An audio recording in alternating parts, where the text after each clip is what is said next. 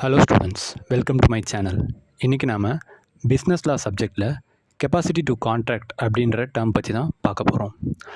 ஒரு கான்ட்ராக்டுக்குள்ளே ஒரு individual enter ஆகணும் அப்படின்னா அவங்களுக்கு சில ஃபாலோயிங் எலிஜிபிலிட்டி க்ரைட்டீரியாஸ் இருக்குது. அந்த ஃபாலோயிங் எலிஜிபிலிட்டி க்ரைட்டீரியாஸ் 3 இருக்குது. அதில் ஃபர்ஸ்ட் ஒன் என்னென்னு பார்த்தீங்கன்னா, கான்ட்ராக்டுக்குள்ளே என்டர் ஆகிற பார்ட்டி மைனராக இருக்கக்கூடாது. மைனர் அப்படின்றது உங்கள் எல்லாருக்கும் தெரியும்னு நினைக்கிறேன். A person does not attain 18 years of age அல்லது 18 வயது பூர்த்தி அடையாத நபர் ஒரு கான்ட்ராக்டுக்கு எலிஜிபிள் இல்லாத நபர் அப்படின்னு சொல்லுவாங்க. 18 வயசுக்கு மேலே இருக்கவங்கள தான் கான்ட்ராக்டுக்குள்ளே என்டர் ஆக முடியும். So they are major and suppose to enter in to the contract. ரெண்டாவது, பர்சன் ஆஃப் அன்சவுண்ட் மைண்ட். நாம் சொல்லக்கூடிய விஷயத்தை புரிந்து கொள்ள முடியாத நபர்களால் கான்ட்ராக்டுக்குள்ளே என்டர் ஆக முடியாது.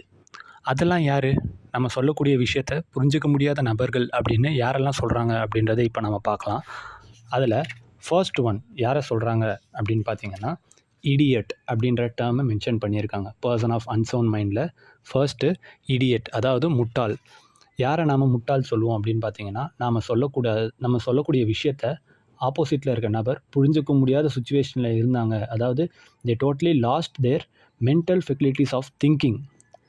சிந்திக்கக்கூடிய திறனே இல்லாமல் இருக்கவங்கள தான் இந்த இடத்துல நாம் இடியட் அப்படின்னு சொல்கிறோம். அவங்க கான்ட்ராக்டுக்கு தகுதி இல்லாதவங்க.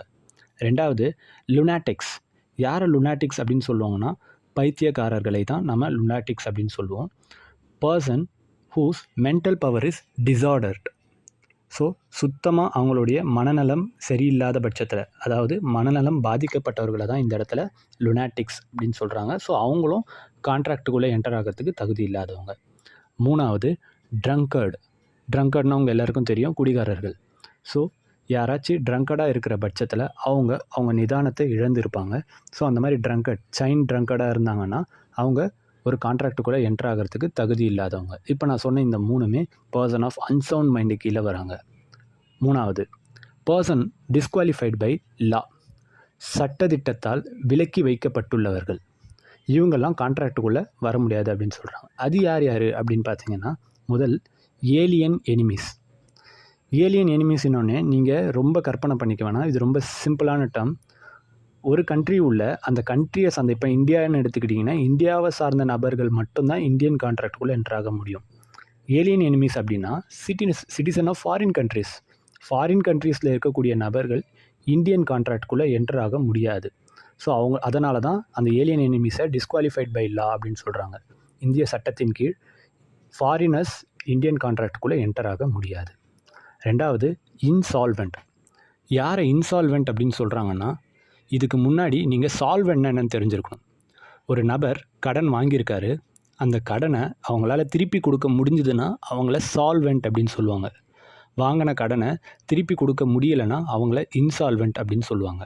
ஆல்ரெடி ஒரு கான்ட்ராக்டுக்குள்ளே போயிட்டு கடன் வாங்கி அதை திருப்பி செலுத்த முடியாமல் இருக்கிறவங்கள தான் இன்சால்வெண்ட் அப்படின்னு சொல்கிறாங்க. அவங்களால வேறு ஒரு கான்ட்ராக்டுக்குள்ளே என்டர் ஆக முடியாது. மூணாவது, கன்விக்ட்னா அவங்க எல்லாருக்கும் தெரியும். ஆல்ரெடி ஏதோ ஒரு ப்ராப்ளமில் மாட்டி அவங்க அந்த கேஸில் கோர்ட்டில் லீகலாக ப்ரொசீட் ஆகிட்டு இருக்க பட்சத்தில் அவங்கள கன்விக்ட் அப்படின்னு சொல்லுவாங்க. அது என்ன கேஸாக வேணாலும் இருக்கலாம். அது ஃபினான்ஷியல் கேஸாக இருக்கலாம், இல்லை ஃப்ராட்லண்ட் கேஸாக இருக்கலாம், கிரிமினல் கேஸாக இருக்கலாம். அந்த மாதிரி எந்த கேஸில் அவங்க கன்விக்ட் ஆகிருந்தாலுமே அவங்க இந்த கான்ட்ராக்டுக்குள்ளே என்டர் ஆக தகுதி இல்லாதவங்க. Hope this information must be useful to you. Thank you, students.